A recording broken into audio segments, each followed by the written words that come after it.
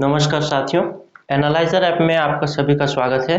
Polity के MCQ series में हम आगे बढ़ रहे थे और ये हमारा 34वां वीडियो लेक्चर। चूंकि संसद का जो पार्ट है, भारतीय जो राज व्यवस्था है, भारतीय संविधान में, वो काफ़ी अहम हो जाता है एग्जाम के दृष्टिकोण से। तो ये हमारा 7वां वीडियो लेक्चर है संसद पे।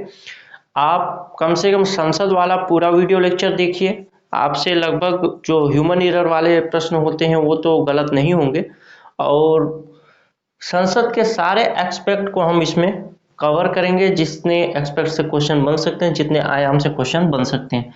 तो इस क्रम में ये 7वां वीडियो लेक्चर है हमारा, और संसद वाले को और राष्ट्रपति वाले को, दो को तो जरूर से जरूर देखिए और अपने दोस्तों को भी शेयर करिए। आइए देखते हैं पहला प्रश्न। शून्यकाल संसदीय व्यवस्था को किस देश की देन है? तो इसको आप तो रट चुके होंगे संभवतः।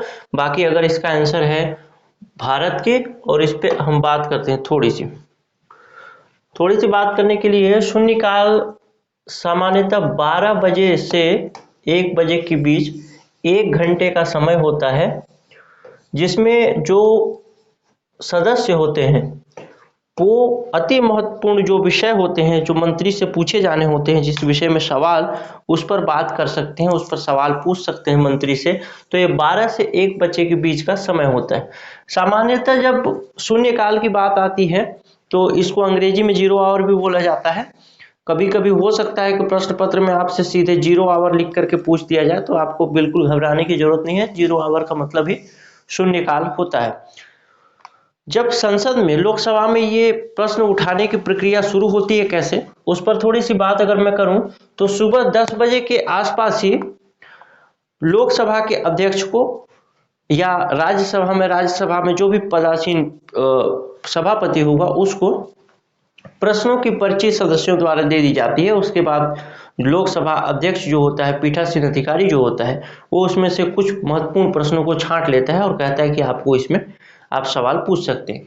जिन जिन सदस्यों को अनुमति मिलती है वही सवाल पूछ सकते हैं, बाकी सदस्य नहीं पूछ सकते, भले पर्चियां कितनी भी गई हों। लेकिन एक लिमिटेशन भी रखा गया है कि लोकसभा में ज़्यादा से ज़्यादा 0 आवर के अंतर्गत 20 सवाल पूछे जा सकते हैं, और यही राज्यसभा में ज़्यादा से ज़्यादा 7 सवाल ही पूछे जा सकते हैं। तो इस तरह से 0 आवर की जो अवधारणा है उस पर हमने बात की। आगे देखते हैं अगला प्रश्न। 0 आवर से संबंधित बहुत सारे प्रश्न आज मिलेंगे, और खासकर धन विधेयक से संबंधित प्रश्न होंगे। तो इस तरीके से आपका कम से कम ये संसद की शब्दावलियों से बनने वाले जो शब्द होते हैं, जो प्रश्न होते हैं, वो आपके छूटेंगे नहीं एग्जाम में। आइए देखते हैं। लोकसभा में शून्यकाल की अवधि अधिक से अधिक हो सकती है। अभी आपको पता चल गया होगा 1 घंटे का। अभी मैंने बताया सामान्यतः 12 से 1 बजे के बीच का समय 0 आवर कहा जाता है। 0 आवर कहने का मतलब ये है कि उस समय में अति महत्वपूर्ण विषयों पर जो सदस्य हैं वो मंत्री से सवाल पूछेंगे और मंत्री उसका जवाब देंगे। आइए देखते हैं अगला प्रश्न। 0 आवर से ही संबंधित है मेरे ख्याल से। राजनीतिक शब्दावली में शून्यकाल का अर्थ क्या है? 0 आवर का अर्थ क्या है? तो वह दिन जब संसद में कोई कार्य नहीं होता। अभी तक तो आप समझ ही गए होंगे कि सवाल पूछने की प्रक्रिया को 0 आवर बोला जाता है। तो सीधे सीधे हम डी आंसर की बात करें कि प्रश्न उत्तर का एक सत्र होता है, एक सेशन होता है, जिसको हम 0 आवर कह लेते हैं। आइए देखते हैं अगला प्रश्न। निम्नलिखित में से कौन सा एक कथन सही है? अब देखते हैं थोड़ा सा धन विधेयक के बारे में। धन विधेयक के बारे में देखने से पहले मैं आपको थोड़ा सा विधेयक के बारे में बता दूं तो आपको क्लियर हो जाएगा। वैसे आपने तो पढ़ रखा होगा, फिर भी थोड़ा सा बताऊं। भारतीय जो संसद है उसके पास 4 तरह के विधेयक हो सकते हैं। एक तो साधारण विधेयक। जब हम विधेयकों पे चर्चा करेंगे, अब संसद में आगे आएगा भी, तब हम इस पर और चर्चा करेंगे। एक साधारण विधेयक, दूसरा है वित्त विधेयक, तीसरा है धन विधेयक, और चौथे की बात अगर मैं करूं तो वो है साधारण वित्त, धन, और एक हो जाता है आपका संविधान संशोधन विधेयक। तो इस तरह से 4 तरीके के विधेयक सामान्यतः भारतीय संसद की पटल पर रखे जाते हैं। तो साधारण विधेयक जो है उसके पास होने की प्रक्रिया, वित्त विधेयक जो है उसके पास होने की प्रक्रिया, और धन विधेयक जो है उसके पास होने की प्रक्रिया संविधान संशोधन विधेयक है उसके पास होने की प्रक्रिया अलग अलग होती है। सामान्यतः मैं इसलिए बात कर रहा हूं क्योंकि इसमें बहुत सारी चीजों पे समानता भी है, इसलिए मैं कह रहा हूं कि सामान्यतः अलग अलग होती है। साधारण विधेयक जो होता है लोकसभा के किसी भी संसद के किसी भी पटल पर रखा जा सकता है, अर्थात या तो लोकसभा से भी शुरुआत हो सकती है साधारण विधेयक को पेश करने की, या राज्यसभा से। दूसरी बात करूं मैं वित्त विधेयक की, तो वित्त विधेयक भी साधारण विधेयक की तरह ही पास होते हैं, अर्थात इसे भी लोकसभा में या राज्यसभा में कहीं पर भी रखा जा सकता है। तीसरी मैं बात करूं अगर धन विधेयक की, तो धन विधेयक के पास होने की प्रक्रिया थोड़ी इन दोनों से अलग हो जाती है, यानी धन विधेयक केवल लोकसभा में पेश किए जा सकते हैं। चौथी बात करूं मैं संविधान संशोधन विधेयक की, तो ये भी लोकसभा या राज्यसभा में दोनों में पेश किए जा सकते हैं। अभी तक मैंने एक ही विधेयक बताया है आपको, धन विधेयक। जो विधेयक या जो बिल धन से संबंधित होगा उसको ही धन विधेयक कहा जाता है। खैर इसके लिए अनुच्छेद 109 में इसकी संपूर्ण परिभाषा दी गई है, संविधान के अनुच्छेद 109 में, उस पर भी आगे कभी बात करेंगे। लेकिन धन विधेयक कहाँ पेश होगा? लोकसभा में। अच्छा, अब पहली बात तो ये हो गई कि धन विधेयक लोकसभा में पेश होगा। अब दूसरी बात ये है कि कौन डिसाइड करेगा कि ये विधेयक साधारण विधेयक नहीं है बल्कि धन विधेयक है, या वित्त विधेयक नहीं है बल्कि धन विधेयक है। संविधान संशोधन वाले विधेयक में तो शुरू से ही डिफाइन हो जाएगा कि संविधान में अगर कोई भी संशोधन होना है इसका मतलब वो है संविधान संशोधन विधेयक। लेकिन साधारण विधेयक, धन विधेयक और वित्त विधेयक में बड़ा कंफ्यूजन हो जाता है कि कौन सा धन विधेयक है, कौन सा वित्त विधेयक और कौन सा साधारण विधेयक। तो इस पर जो इसको डिसाइड करने का पूरा जो अधिकार है, अगर वो आइडेंटिफाई करके सर्टिफाई कर दे कि ये धन विधेयक है, तो फिर धन विधेयक ही है, उस पर कोई सवाल नहीं उठाया जा सकता, चाहे राष्ट्रपति हो, न्यायालय हो या संसद, कहीं पर भी कोई सवाल नहीं उठा सकता। तो कौन इसको सर्टिफाई कर सकता है? वो कर सकता है लोकसभा का अध्यक्ष। और एक चीज और बता दें धन विधेयक के बारे में, अभी आपसे पूछ लिया जाए धन विधेयक के बारे में और सेंटेंस, तो धन विधेयक जो है वो उस पर जो पूरा अधिकार है वो लोकसभा का है, राज्यसभा का इस पर कोई अधिकार, खास अधिकार नहीं है। खास अधिकार कहने का मतलब ये है कि अगर धन विधेयक जब पहली बार तो लोकसभा में पेश किया जाएगा, लोकसभा से पास होकर के राज्यसभा में जाता है, तो राज्यसभा इस पर संशोधन के लिए लोकसभा को कह सकती है कि आपको इस बिंदु पे संशोधन कर देना चाहिए। लेकिन ये केवल कह सकती है, लोकसभा उसको पास करने के लिए या फिर उसके संशोधन को स्वीकार या अस्वीकार करने के लिए स्वतंत्र है। चाहे तो उसको अगर अच्छा लगे विचार कर सकती है, अगर ना अच्छा लगे तो विचार भी ना करे। और दूसरी बात, अगर ये संशोधन के लिए कहती भी नहीं है तो भी अगर 14 दिनों तक राज्यसभा के पास कोई धन विधेयक पड़ा हुआ है, यानी उस पर राज्यसभा ने विचार नहीं किया, इसका मतलब ये माना जाएगा कि राज्यसभा ने उसे पास कर दिया, अब उसके बाद वो राष्ट्रपति के पास चला जाएगा। आइए बात करते हैं प्रश्नों पर।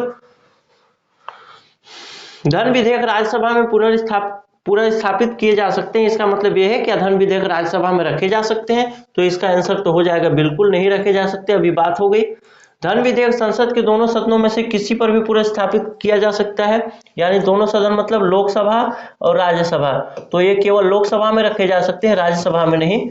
तो ये वाला गलत हो गया, इसका मतलब ये भी सेंटेंस गलत हो गया। तीसरी बात करूं, धन विधेयक लोकसभा में पुनर्स्थापित नहीं किया जा सकता है, तो ये भी गलत हो गया, क्योंकि धन विधेयक केवल और केवल लोकसभा में पुनर्स्थापित किया जा सकता है, लोकसभा की पटल पर ही रखा जा सकता है। चौथी बात करें, धन विधेयक लोकसभा में पुनर्स्थापित किया जा सकता है, तो ये बात बिल्कुल सही है कि धन विधेयक को लोकसभा में पुनर्स्थापित किया जा सकता है। और पुनर्स्थापित किया जा सकता है इसका मतलब इसका इतना ही नहीं, केवल और केवल लोकसभा में ही इसको पुनर्स्थापित किया जा सकता है। आइए देखते हैं अगला प्रश्न। लोकसभा द्वारा पारित धन विधेयक राज्यसभा द्वारा भी पारित मान लिया जाएगा यदि राज्यसभा द्वारा उस पर कार्यवाही नहीं की जाती, तो क्या कितने दिनों के अंदर अगर नहीं की जाती? 14 दिनों के अंदर। इससे पहले मैंने जब धन विधेयक पे बहुत सारा चीज बताया उसके पॉइंट्स पे, तो उसमें मैंने मेंशन आपको किया था कि 14 दिवस के अंदर यदि राज्यसभा उस पर कोई विचार नहीं करती तो लोकसभा ये मानेगी कि ये विधेयक पास हो गया, और वो विधेयक फिर राष्ट्रपति के लिए राष्ट्रपति के साइन के लिए, राष्ट्रपति के हस्ताक्षर के लिए चला जाएगा। आइए देखते हैं छठवां प्रश्न, धन विधेयक से ही संबंधित। अगर कोई धन विधेयक लोकसभा द्वारा स्वीकृत हो जाए तो राज्यसभा इसे अधिक से अधिक रोक सकती है। कितने दिनों के लिए? 14 दिनों के लिए ही रोक सकती है। यानी 14 दिन के अंदर उसको या तो विचार करके लौटाना है या तो विचार मत करके लौटाए तो भी वो पास ही माना जाएगा। आइए देखते हैं सातवां प्रश्न, जब संसद के दोनों सदनों की संयुक्त बैठक में कोई विधेयक रेफर निर्दिष्ट किया जाता है तो इसे किसके द्वारा पारित किया जाना होता है? यानी साधारण बहुमत से, विशेष बहुमत से, पूर्ण बहुमत से, बहुत सारे बहुमत के प्रकार होते हैं, तो इसका आंसर है साधारण बहुमत से। अब थोड़ी सी बात करूं मैं, कौन कौन से विधेयक जो होंगे वो संयुक्त बैठक में रखे जा सकते हैं, यानी कौन कौन टाइप के विधेयक जो होंगे वो संयुक्त बैठक में पास करने के लिए आ सकते हैं। अभी मैंने 4 टाइप के विधेयक आपको बताया था। एक बताया था मैंने साधारण, वित्त, धन और संविधान संशोधन विधेयक। तो इसमें 2 टाइप के जो विधेयक हैं, एक तो साधारण विधेयक और एक वित्त विधेयक, यही 2 तरीके के विधेयक जो होंगे वो संसद की संयुक्त बैठक के लिए योग्य होंगे। अर्थात इन्हीं 2 टाइप के विधेयक के लिए, एक तो साधारण विधेयक और एक वित्त विधेयक के लिए संसद की संयुक्त बैठक बुलाई जा सकती। यदि संविधान संशोधन विधेयक की बात हो तो संविधान संशोधन विधेयक के लिए संसद की संयुक्त बैठक नहीं बुलाई जा सकती, और धन विधेयक पे तो केवल लोकसभा का अधिकार है, तो उसके लिए तो कोई सवाल ही नहीं। तो इस तरीके से उपस्थित तथा मत देने वाले सदस्यों का साधारण बहुमत, इस पर थोड़ी सी और आगे बात करेंगे, आगे शायद इससे संबंधित प्रश्न भी है तो उस पर ही बात कर लेंगे। आइए देखते हैं 8वां प्रश्न, यदि राष्ट्रपति ने संसद के संयुक्त सत्र के लिए अधिसूचना जारी कर दी और इस बीच लोकसभा विघटित हो जाए तो क्या होगा? यानी कि संयुक्त बैठक, कोई बिल है उस पर असमंजस की स्थिति, अर्थात मतभेद की स्थिति है दोनों सदनों में, लोकसभा में और राज्यसभा में, लोकसभा और राज्यसभा के बीच, और ऐसी स्थिति में राष्ट्रपति ने निर्णय लिया कि इसके लिए एक संयुक्त बैठक बुला लेते हैं, लोकसभा और राज्यसभा दोनों सदनों के लोग बैठ करके आपस में बात कर लेंगे और बात करके वोटिंग हो जाएगी। जो पक्ष में होगा वो पक्ष में वोट करेगा, जो विपक्ष में होगा वो विपक्ष में। तो अब की स्थिति में ऐसा अधिसूचना उसने एक जारी कर दिया कि भाई फलाने तारीख को वोटिंग होना है, संयुक्त बैठक होना है। अब ऐसी स्थिति में उसी के बीच में लोकसभा विघटित हो जाती है। विघटित हो जाती है का मतलब मान लीजिए कि प्रधानमंत्री ही सलाह देते थे कि अब लोकसभा को विघटित कर देना चाहिए, फिर से चुनाव होना चाहिए, या 5 वर्ष पूरे हो जाते हैं लोकसभा के, तब की स्थिति में क्या होगा, उस संयुक्त बैठक का क्या होगा, क्या स्थिति होगी? संयुक्त सत्र यथा समय आहूत होगा, संयुक्त सत्र निरस्त हो जाएगा, संयुक्त सत्र नई लोकसभा के गठन के बाद होगा, विधेयक व्यापगत हो जाएगा। तो इसका आंसर तो हो जाएगा संयुक्त सत्र यथा समय आहूत होगा, यानी जिस समय वो दिया गया है, जिस तारीख को, उसी तारीख को सत्र आहूत होगा, यानी सत्र लगेगा, बैठक होगी और लोग वोट करेंगे। अगर पुरानी लोकसभा है तो पुरानी लोकसभा के लोग ही बैठक करेंगे, भले ही वो आपका लोकसभा का विघटन हो गया हो। दूसरी बात, संयुक्त सत्र निरस्त हो जाएगा, इसका तो गलत हो जाएगा क्योंकि ये अपोजिट हो गया, तो यथा समय होगा। तीसरे पर बात करें, संयुक्त सत्र नई लोकसभा के गठन के बाद होगा, ये भी गलत हो जाएगा। और तीसरा, विधेयक व्यापगत हो जाएगा। व्यापगत का मतलब होता है लैप्स होना, यानी जो भी विधेयक लाया गया है वो समाप्त हो जाएगा, फिर से नया विधेयक लाना पड़ेगा, तो ऐसा नहीं है। तो इसका आंसर हो जाएगा संयुक्त सत्र यथा समय आहूत होगा। आइए देखते हैं 9वां प्रश्न, निम्नलिखित में से कौन सा सदन के दोनों सदनों की संयुक्त बैठक की अध्यक्षता करते हैं? तो इसकी अध्यक्षता करते हैं लोकसभा के अध्यक्ष। यदि लोकसभा के अध्यक्ष नहीं है तब फिर लोकसभा के उपाध्यक्ष इस बैठक की अध्यक्षता करेंगे। किस बैठक की? संयुक्त बैठक की। और संयुक्त बैठक की जो भी कार्यवाही होगी वो लोकसभा के नियमावली के अनुसार होगी। अर्थात आपको शायद जानकारी होगी कि लोकसभा में जो सभा का संचालन होता है, उस संचालन के लिए एक नियमावली होती है, वैसे ही राज्यसभा में सभा के संचालन के लिए एक अलग नियमावली होती है। तो राज्यसभा की जब अलग बैठक होती है और लोकसभा की अलग बैठक होती है, यानी सामान्य स्थिति में जब बैठक होती है तब लोकसभा की जो बैठक होती है लोकसभा की नियमावली के अनुसार और राज्यसभा की बैठक राज्यसभा की नियमावली के अनुसार चलते हैं। लेकिन जब संयुक्त बैठक की बात आएगी, यानी लोकसभा और राज्यसभा के लोग एक साथ बैठ करके बात करेंगे, तब लोकसभा की नियमावली के अनुसार ही संयुक्त बैठक की कार्यवाही चलेगी और उस बैठक की अध्यक्षता कौन करेंगे, वो करेंगे लोकसभा के अध्यक्ष। माना कि लोकसभा के अध्यक्ष अनुपस्थित हैं, तब की स्थिति में लोकसभा के उपाध्यक्ष करेंगे।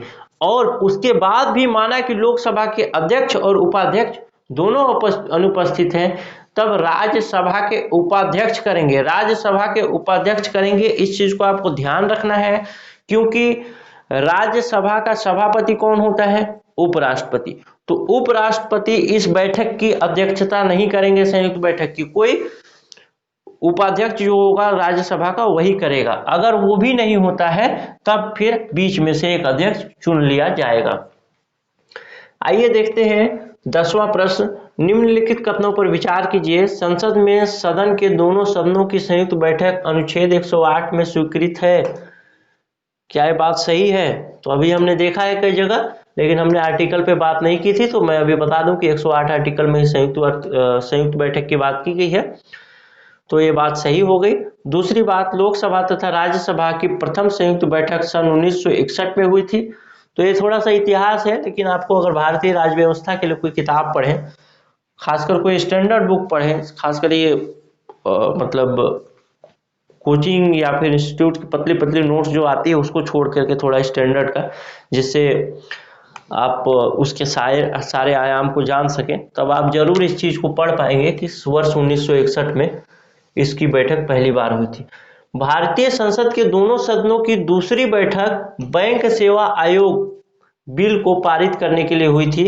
तो इसमें तीनों सेंटेंस सही है। और पहली बैठक जो हुई थी संयुक्त बैठक, यहाँ पे देखते हैं दूसरी बैठक बैंक सेवा आयोग के लिए की गई, आयोग बिल के लिए की गई थी, लेकिन पहली बैठक जो की गई थी वो की गई थी दहेज निरोधक विधेयक के लिए 1959 में। और 1961 में दूसरी बैठक हुई, 1961 में पहली बैठक हुई और उसके बाद दूसरी बैठक जो हुई थी वो ये हुई थी, संयुक्त बैठक जो हुई थी वो बैंक सेवा आयोग के लिए बिल के लिए की गई थी। तो इस तरह से हमने 10 प्रश्न देखे। आप इसका पीडीएफ अगर चाहते हैं तो टेलीग्राम चैनल से जुड़िए। टेलीग्राम चैनल में सारे डिस्क्राइब पीडीएफ आपको मिल जाएंगे। नीचे डिस्क्रिप्शन में लिंक भी दिया हुआ है, वहां से क्लिक करके आप जुड़ सकते हैं चैनल से। अगर आप सीजीपीएससी के लिए प्रिपरेशन कर रहे हैं या छत्तीसगढ़ में होने वाले किसी अन्य एग्जाम की तैयारी कर रहे हैं जो छत्तीसगढ़ के स्टेट लेवल पे होता है, तो आप हमारा ऐप डाउनलोड कर सकते हैं। हमारे ऐप में वीडियो क्लासेस अभी काम चल रहा है, उसमें आ जाएगा कुछ दिनों में। करंट अफेयर क्विज डेली आता है, उसको आप दीजिए। टेस्ट सीरीज को आप ज्वाइन कर सकते हैं। बहुत सारे लोग टेस्ट सीरीज हमारा ज्वाइन करते हैं और हमारे टेस्ट सीरीज की एक विशेषता है कि इसमें डिस्क्रिप्शन को बहुत अच्छे से दिया गया रहता है, यानी जब आप पढ़ते हैं तो आपको एक कॉन्फिडेंस बिल्डअप होता है कि हाँ, जो मैं आंसर लगाया हूं अगर वो गलत है तो उसके लिए सही आंसर क्या होना चाहिए, वो चीजें भी नीचे लिखी होती है। तो वो आपके लिए बहुत फायदेमंद रहेगा अगर आप डिस्क्रिप्शन के साथ पढ़ेंगे। तो विदाउट डिस्क्रिप्शन में ABCD करके पढ़ने से थोड़ा सा कॉन्फिडेंस लूज होता है और एक बहुत ज़्यादा समय चला जाता है चीज़ों को क्लेरिफाई करने में। तो वो चीज़ें आपको टेस्ट के साथ नीचे डिस्क्रिप्शन में क्लेरिफाई हो जाएंगी। अगर मैं बात करूँ 2018-19 प्री की, तो 32 से अधिक प्रश्न और 2019-20 में 46 से अधिक प्रश्न हमारे टेस्ट सीरीज से पूछे गए थे। तो आप इस ऐप को डाउनलोड करने के लिए नीचे डिस्क्रिप्शन में लिंक है, वहां से भी डाउनलोड कर सकते हैं। प्ले स्टोर में जाके एनालाइजर ऐप CGPSC सर्च करेंगे तो भी आ जाएगा। अगर आपको ये वीडियो अच्छा लगा तो आप इसको लाइक कीजिए, आपको अगर अच्छा नहीं लगा तो डिसलाइक कीजिए और कमेंट में ज़रूर बताइए कि हमें क्या इम्प्रूवमेंट करना चाहिए जिससे हम और वीडियो को बेहतर बना सकें। और मिलते हैं हम अगले वीडियो में, तब तक के लिए धन्यवाद, बहुत बहुत आभार अंत तक देखने के लिए।